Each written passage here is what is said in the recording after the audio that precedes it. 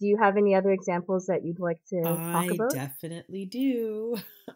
So I thought that I would probably talk about my experience in a leadership role where I experienced lateral nursing violence, bullying slash harassment. This particular, let's call this particular person Debbie. So this was a more tricky type of situation. Um, but I think what made the situation really strange for me was actually initially our relationship was actually really good. I actually looked up to this person quite a bit. Um, and I felt that they came from a really good background in terms of their education, knowledge, and experience. And on the surface, they seemed like a really genuinely nice person to get to know. Um, but as time kind of, I guess, passed on, I noticed that this person's behavior towards me started to change. And I think when I think about it was really actually hard in this particular instance for me to realize that it was bullying or lateral violence or harassment because everything was so insidious. So really there'd be times where like maybe we had a meeting or there were some emails going around and there might have been confusion on her end. What could have happened was like let's say we're sitting in a meeting, she'd say, well, no, I don't know, I don't have this information. And I'd be like, oh, actually you do, like we've had this conversation. And the other person would be like, no, it never happened. And I'm like, whoa, like that's really weird. Like I'm like I have email proof that these things have gone on. Or the fact that this person would in these type of meeting situations start really honkering down on certain types of questions. And I'm trying to think of it's almost like a line of questions. Sometimes you can ask someone something and not seem threatening or intimidating. But then there's other situations where you know that the person that's asking you the questions is coming at it from a different type of lens or a different type of angle, and they're kind of questioning you in a way that's actually making you look like you're not intelligent. And it actually got me to a point where I was super confused about my own role. I was like, do I not know what I'm doing? Like I've been doing this for a while. Like I'm pretty sure I understand my job here, but this person's really making me feel like I don't understand what I'm doing. And then there was an Right. instance where like we had a meeting, I was doing a presentation, and um this person kept on asking me a question about like what is the information that I'm trying to present. And I was like, well, this is what I'm doing, this is what I'm saying. And the person started to get really angry. And I was kind of like, I have no idea what's going on. Like, I don't understand like why this person's getting so angry and frustrated, and started to kind of raise their voice at me in this meeting setting. Of course, now you're sitting at the table with other professionals and other people with higher ranking or similar ranking to yours, but you're sitting with your peers, and now you're starting to feel really embarrassed and humiliated and demeaned. And I remember sitting there thinking like, why am I allowing this to happen to myself? Like, what have I done to actually deserve to be treated like this? Especially when you're sitting in that group setting and you're feeling like you're being, really kind of thrown out with the bathwater for no particular reason. And I remember just thinking to myself, like, oh, this is not, I don't think this is okay. And I actually had another colleague pull me aside and say, hey, do you realize that this person is treating you like this? And I was like, no, like, what are you talking about? They're like, she doesn't talk to anybody else like this except for you. And I was like, what? Like, and I was like, I thought, maybe she just sees me as a stronger type of person, so she feels that I could take it. And this other person was like, no, she's just talking down to you and treating you disrespectfully, and just she's never spoken to anybody else like this. And then kind of a light bulb went on, and I was like, oh.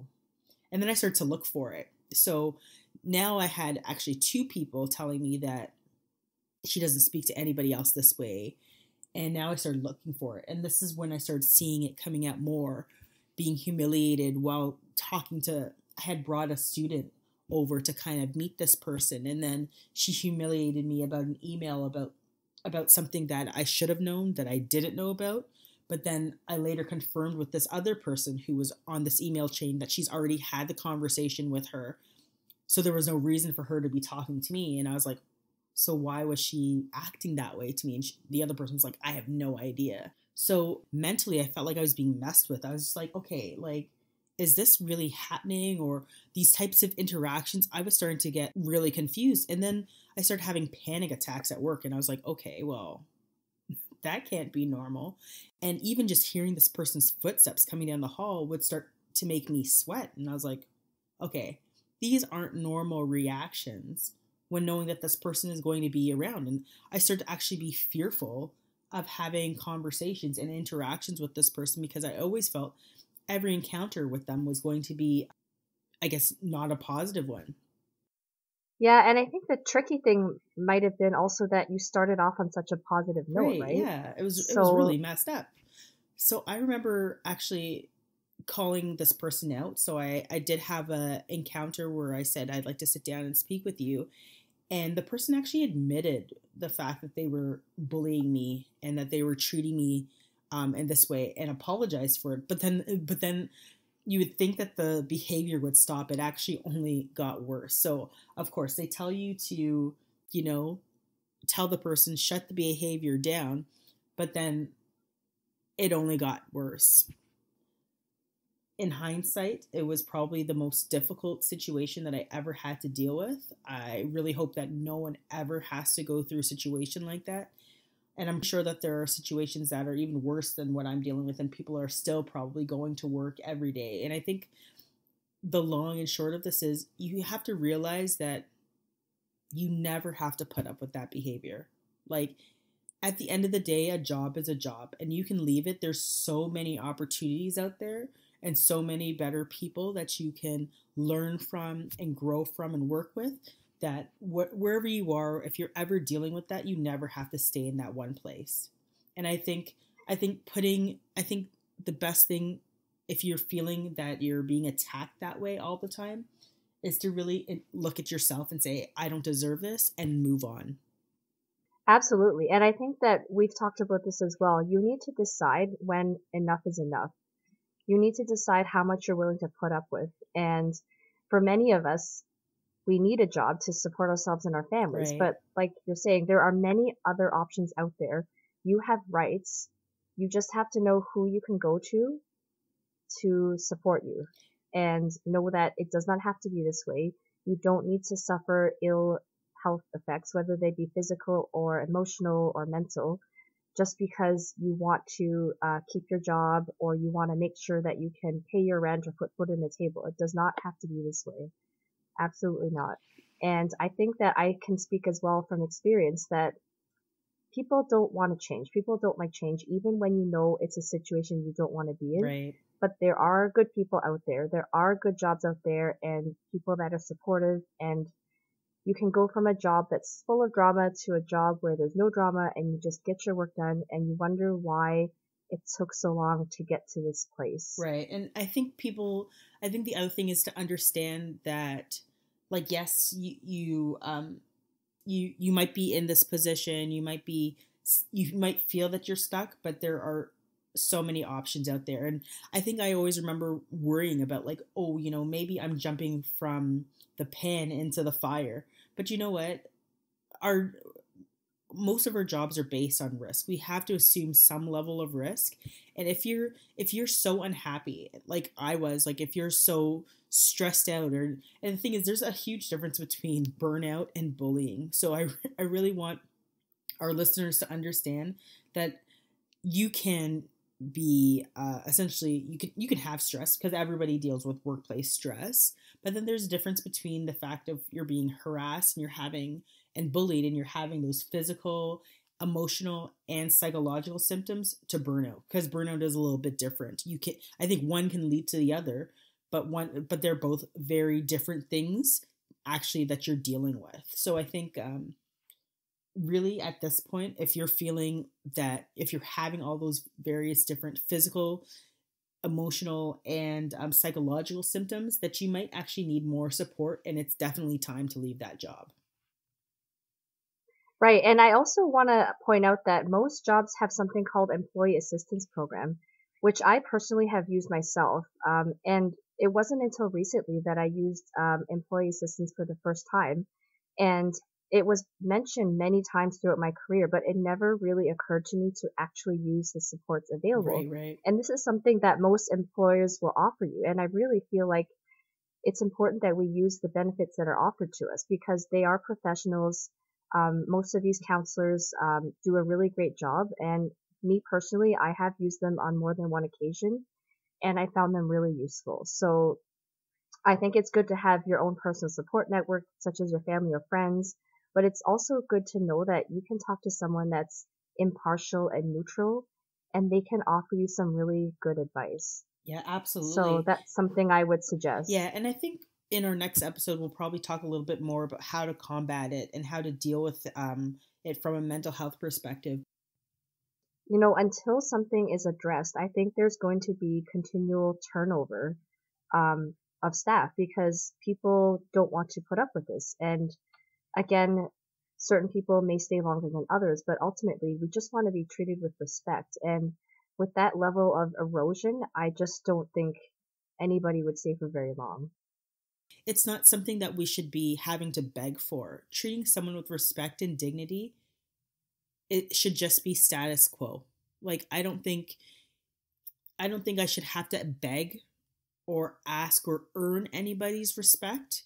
I think respect is something that is given, and that you treat just the same way that you would treat your patients. Like I can't imagine what did I call her, Deborah, whatever, treating her patient the same way that she treated me. It's really antiquated bullshit. But I mean, it's just unfortunate, and I think at the end of the day, everybody wants to just be treated with respect and dignity.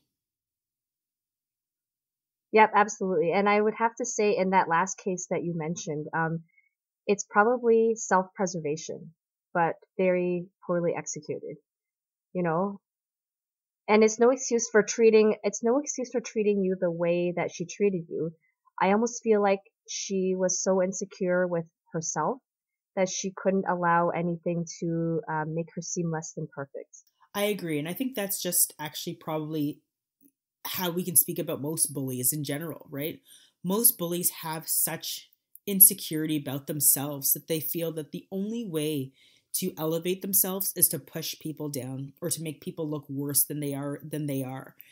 And it's really knowing, and I think within myself, knowing that that person had such insecurity and needed to preserve their sense of self so greatly that to me is just I'm just I don't even know if I have the right words to say how I can describe this person, but I just know that's kind of, bullies thrive on that, right? They thrive on the fact that they can push people down with their, I guess it's perceived power.